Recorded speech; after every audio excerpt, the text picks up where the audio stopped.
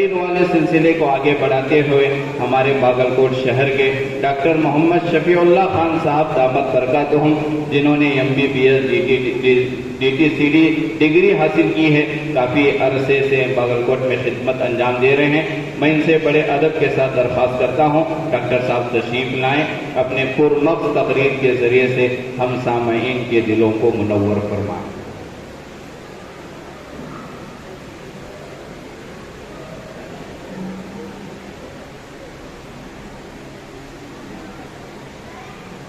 السلام علیکم۔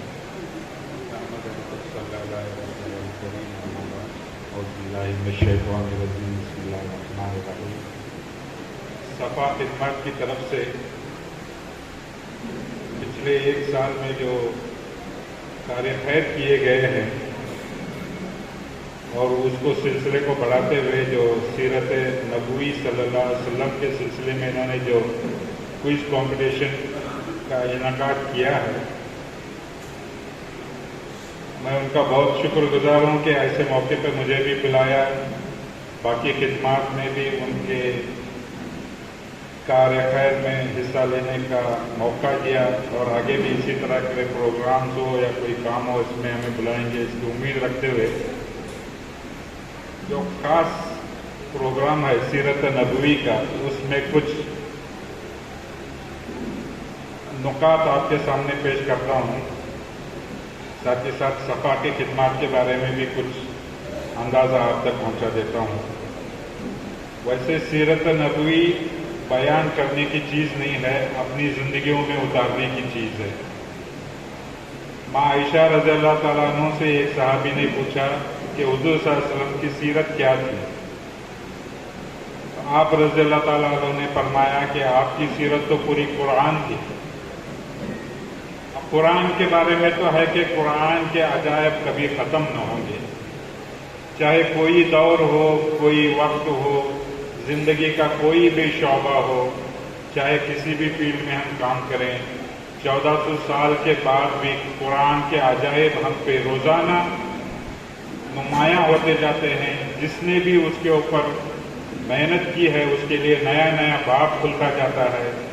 اسی طرح حضور صلی اللہ علیہ وسلم کی سیرت، ان کی شخصیت ہر دور میں ہر انسان کو راہ دکھانے کا کام کرے گی۔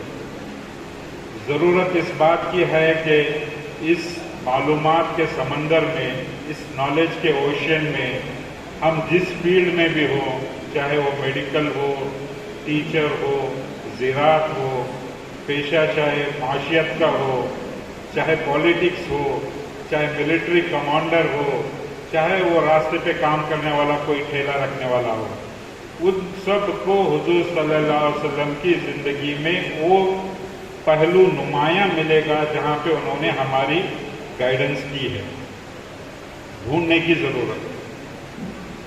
ابھی پچھلے رمضان کی بات کروں، شاید سب لوگ یہاں پہ باگلکوٹ والے ہی ہیں، رمضان کے بیچ میں ایک وبا پھیلی کووڈ کے نام سے، پھر ہوتے ہوتے ہر طرف لاک ڈاؤن کا اثر گرنے لگا۔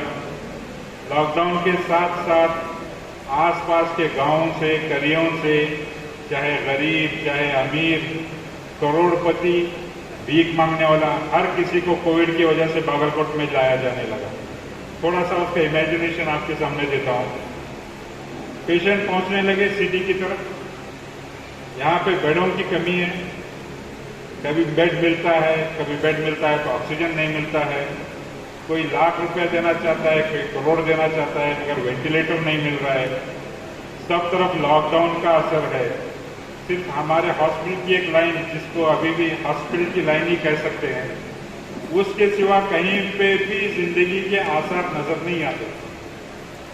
سب طرف بھوک کا عالم، سب کچھ بند، سب کچھ بند۔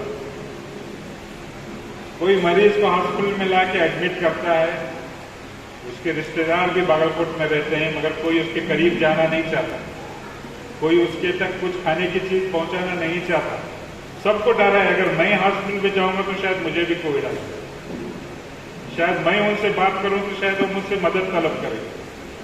ایسے عالم میں کئی مریضوں کے رشتہ داروں نے کہا کہ ڈاکٹر صاحب یہ تو قیامت کا منظر نظر آ رہا ہے، نہ کسی بھائی کو بھائی کی فکر ہے، نہ کسی رشتہ دار کو رشتہ دار کی فکر ہے۔ ایسے مشکل حالات میں صفا خدمات نے 1.5 مہینے سے زیادہ ہر مجبور تک، ہر چاہے وہ کروڑ پتی ہو، لکھ پتی ہو، مگر اس وقت اس کی حالت تھی کہ مجھے کچھ کھانے کے لیے مل جائے، اس وقت میرا پیٹ کا مسئلہ حل ہو جائے، کیونکہ باہر تو اسے کچھ ملتا نہیں تھا، وہ اپنے گاؤں کو جا نہیں سکتا تھا، اور پیشنٹ کو اپنے ساتھ رکھا ہے تو اسے کچھ نہ کچھ ضرورت تھی۔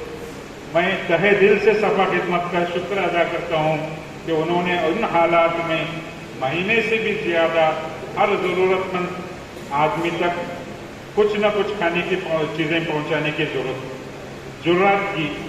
انہوں نے اپنی بیماری کا یا اپنے بیمار ہونے کا کبھی خیال نہیں کیا، بڑی ہمت سے ہر ہاسپٹل میں جا کے انہوں نے کھانا پہنچایا۔ شکریہ مفتی صاحب۔ اور اس وقت ہمارا کیا کام تھا ڈاکٹرز کا، اب میں بات کروں گا تو ڈاکٹری کی کروں گا، تو اس وقت ہمارے پاس بھی کوئی سہولت نہیں تھی، نہ ہی کوئی بیماری کا علاج تھا، نہ اس کی کوئی دوائی ملتی تھی، نہ ہی اس کے لیے کوئی سپورٹ تھا، بیماری بھی نہیں، بیمار بھی نہیں۔ تو اس وقت ہمارے کام بھی سیرت نبوی ہی آئی۔ اس کی میں چھوٹی سی ایگزامپل دیتا ہوں۔ حضور اکرم صلی اللہ علیہ وسلم کا ارشاد ہے کہ تمہارا کام مریض کو اطمینان دلانا ہے، علاج خدا خود کرے۔ یہ ہمارا بھی اتنا ہی کام تھا، بس جاؤ مریض کے پاس، دلاسا دو، ان کی ہمت بندھاؤ، ان کے سے تھوڑی سی اچھی بات کرو، کندھے پہ ہاتھ رکھو، شفا تو اللہ خود دینے والا تھا۔ اور اس کام کی وجہ سے ہی کئی پیشنٹ آرام گئے۔ یہ آج کے دور میں سیرت نبوی کا اثر بتا رہا ہے، 1400 سال پہلے کی بات نہیں۔ اس وقت تو علاج موجود نہیں تھے، کوئی سرجری نہیں ہوتی تھی، کوئی بڑے بڑے میڈیکل شاپس نہیں تھے، کوئی وینٹیلیٹر پہ نہیں ڈالتا تھا۔ اس وقت بھی سیرت نبوی نے ہم کو یہی طریقہ بتایا تھا، آج بھی وہی ہمارے لیے پرٹیکولرلی اس کووڈ کے ٹائم میں پرفیکٹ سولوشن ہے۔ بس مریض کو اطمینان دلاؤ۔ پھر آگے حضور صلی اللہ علیہ وسلم نے فرمایا، جب تم کسی مریض کے پاس جاؤ تو اس کی اجل کو مہلت دو، یعنی اس کو امید دلاؤ اور حوصلہ رکھو۔ تو یہ کام ہمیں خاص طور پہ ان دنوں میں کرنا ہے کہ کسی مریض کے پاس جائیں۔ حضور صلی اللہ علیہ وسلم کا کیا طریقہ تھا، جب کسی کے پاس جاتے تو بیٹھتے تھے، پہلے اس کے حالات پوچھتے تھے، مرض سے زیادہ مریض میں انٹرسٹ لیتے تھے۔ اس کی پوری ہسٹری لینے کے بعد یا اس کی تکلیف کو سننے کے بعد اس کو کسی اور کے ساتھ کمپیئر کرنا نہیں کہ بھائی ہاں اس کو ہوا تھا وہ مر گیا، اس کو ہوا تھا اس کو آپریشن ہو گیا، نہیں، وہ ہمارا کام نہیں ہے۔ مریض میں انٹرسٹ ہے، مریض سے پوچھو کہ آپ کی تکلیف کے لیے میں کیا کر سکتا ہوں، اس کو کس طرح دور کر سکتا ہوں۔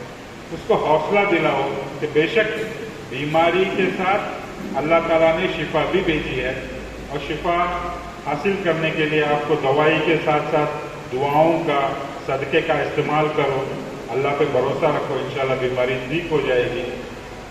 کم سے کم وقت میں ان کو حوصلہ دلا کے اس کو فری کر دینا ہے۔ ان کے سامنے دہشت والی بات، ڈرانے والی بات یا بیماری کو بہت لمبا چوڑا کر کے اس کے ایکسپلینیشن دینے کی ضرورت نہیں ہوتی ہے۔ ان چھوٹی چھوٹی چیزوں کو اپنی روزمرہ زندگی میں ہم لائیں گے، کبھی ان کے ساتھ واسطہ آئے گا تو ان کو حوصلہ بڑھائیں گے تو شاید آرام ہونے والوں کی تعداد بھی بڑھ جائیں گے، ان کو بھی سیرت نبوی کا جو طریقہ ہے اس سے کافی فائدہ پہنچے گا۔ حضور صلی اللہ علیہ وسلم اپنی زندگیوں میں سنت لانے کی وجہ سے ہم سے بھی خوش ہوں گے، اور باقی زندگیوں کے جو شعبے ہیں، میں تو صرف میڈیکل کے بارے میں بات کر رہا ہوں، باقی شعبوں میں بھی کیا طریقہ کار تھا حضور صلی اللہ علیہ وسلم کا، ان کو اپنی زندگیوں میں لائیں گے تو انشاءاللہ ہمارا یہ معاشرہ، ہمارے جو یہ پروفیشنلز ہیں یا ہمارے جو ہائی پروفائل لوگ ہیں، یہ پوری دنیا کے لیے ایک ماڈل بن جائیں گے، ایک نمونہ بن جائیں گے۔ اس وقت ہمیں اپنے ایمز یا اپنے ٹارگیٹس فکس کرنے کے بجائے یہ سوچنا ضروری ہے کہ اللہ تعالیٰ ہم سے کیا چاہتا ہے، اللہ کے رسول ہم سے کیا چاہتے ہیں، اور ہم اس کو کس طرح پورا کریں گے۔ اس چھوٹے سے میسیج کے ساتھ میں اپنی بات کو ختم کرتا ہوں. اللہ صفا خدمات کو اس کا اجر عظیم عطا فرمائے. جو آرگنائزرز ہیں آج, جو بچے انہوں نے اس صفا کمپٹیشن میں حصہ لیا تھا, ان سب کو آگے بھی اور بہت زیادہ کامیابی سے نوازے. یہ میری دعا ہے. سبحان اللہ.